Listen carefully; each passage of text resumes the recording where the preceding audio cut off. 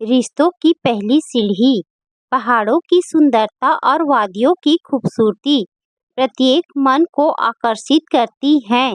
इतनी खामोशी और स्वयं के साथ मिलना सचमुच एक सुखद अनुभव है।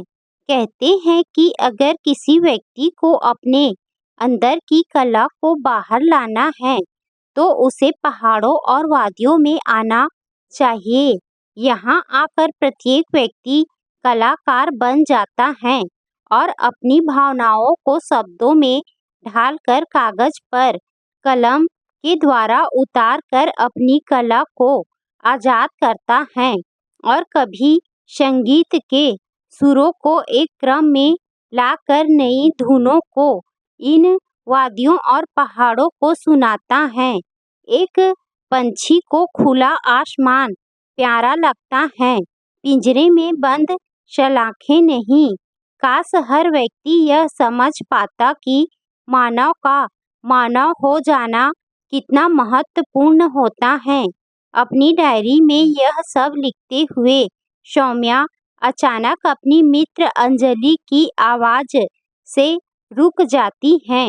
अंजलि मुस्कुराते हुए कहती है, अरे सौम्या, यहाँ आओ, एक कप चाय का स्वाद हमारे साथ भी ग्रहण करो। अब कुछ दिनों के बाद तो सुबह और शाम की चाय अपने साजन के साथ ही पीना है।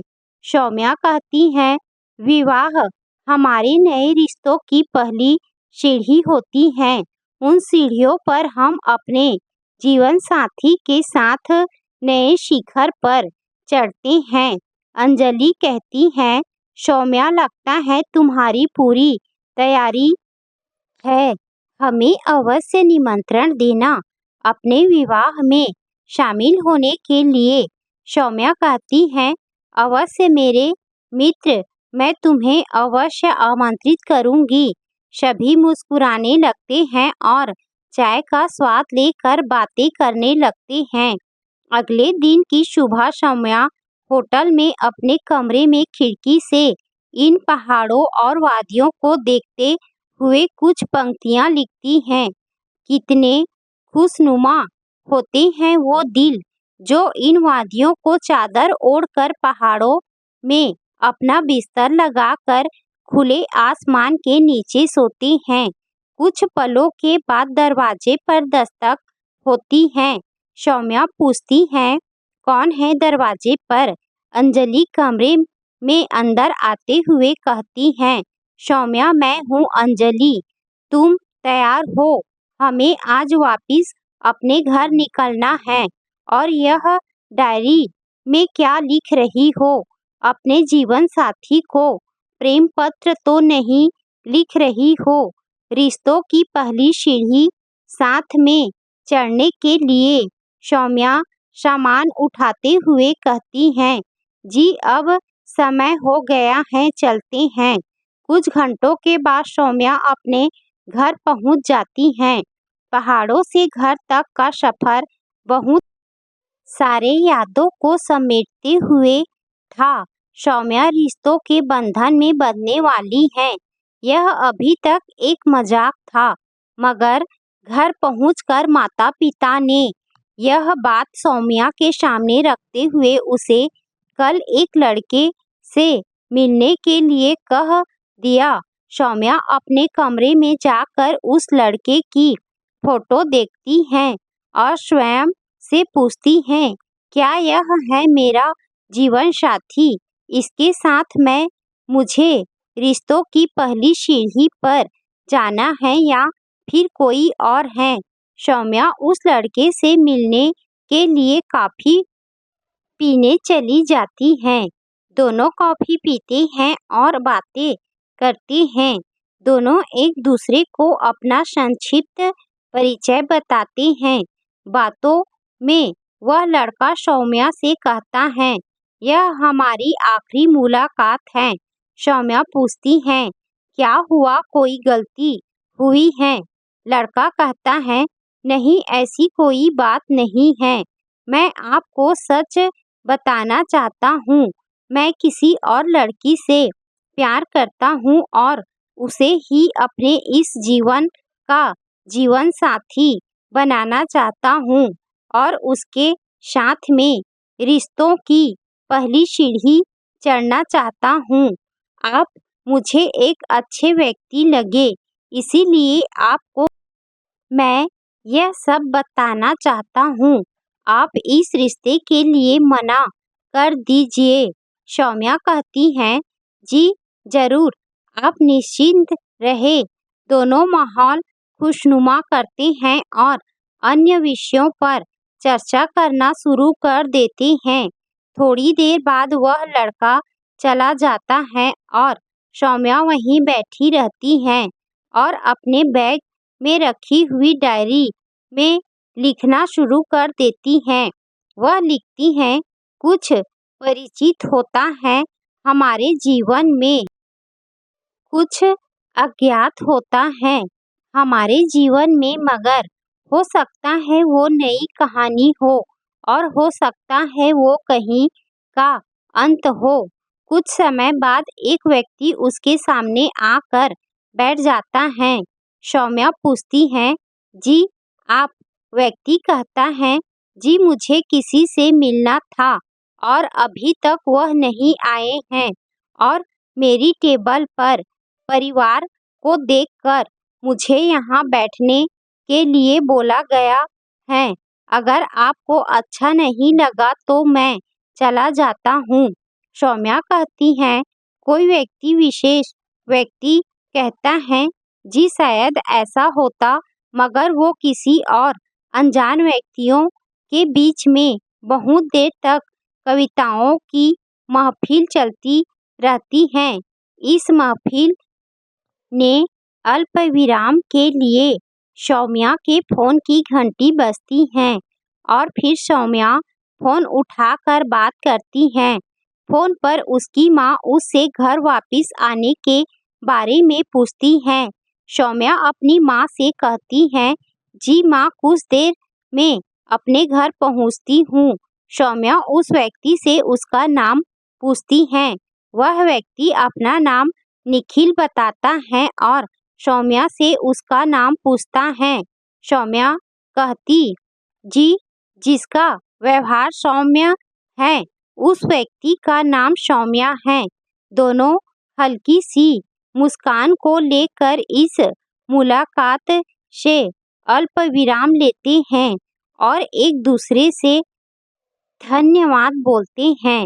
सौम्या और निखिल अपने घर की ओर चलने लगते हैं। कुछ देर बाद सौम्या घर पहुंच जाती हैं। सौम्या के माता पिता उससे पूछते हैं कि जिस व्यक्ति से उसकी मुलाकात हुई है, क्या वह उसे अपना जीवन साथी बनाएगी?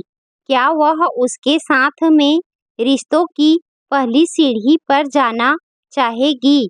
माता पिता का चेहरा देखकर सौम्या कुछ समय के लिए खामोश हो जाती है और पूरे कमरे में सिर्फ घड़ी की टिक टिक टिक की आवाज के अलावा कुछ भी सुनाई नहीं देता है।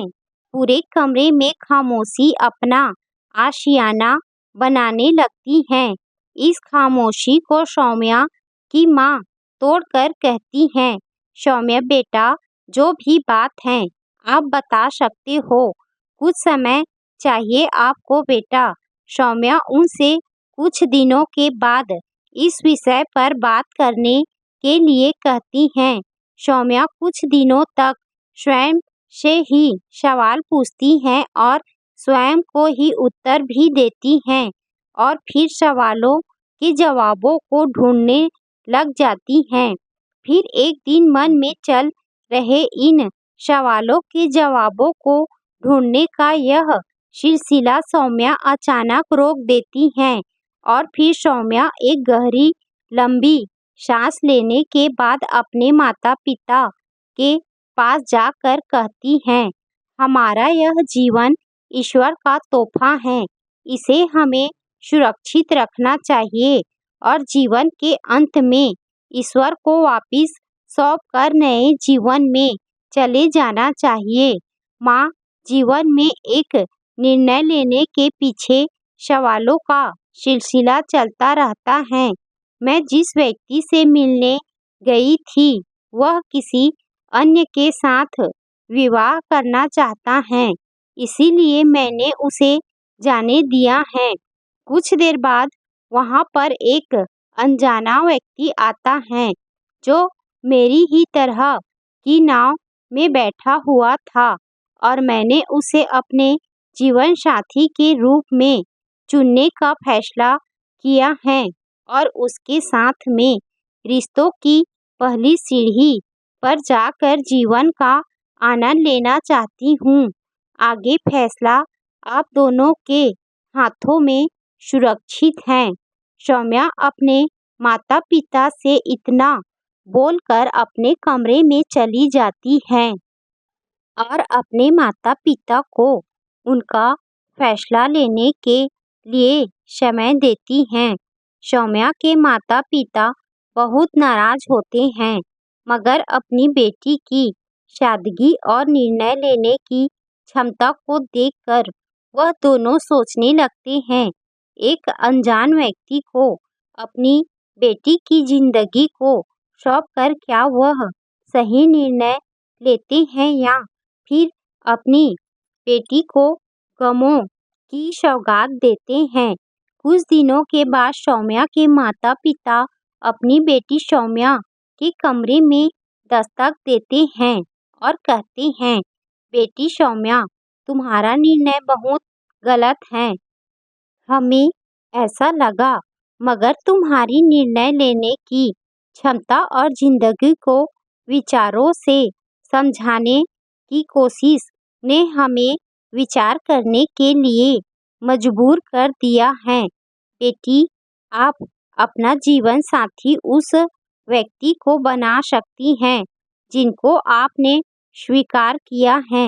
आप उसके साथ रिश्तों की पहली सीढ़ी पर जाना चाहते हो, आप ऐसा कर सकते हो। यह जीवन आपका है और निर्णय लेने का अधिकार भी आपका ही होना चाहिए। निखिल और सौम्या का विवाह हो जाता है और फिर उनके जीवन में कविताओं की महफिल शुरू हो जाती है। बहुत सारी बातें और चाय के स्वाद के साथ में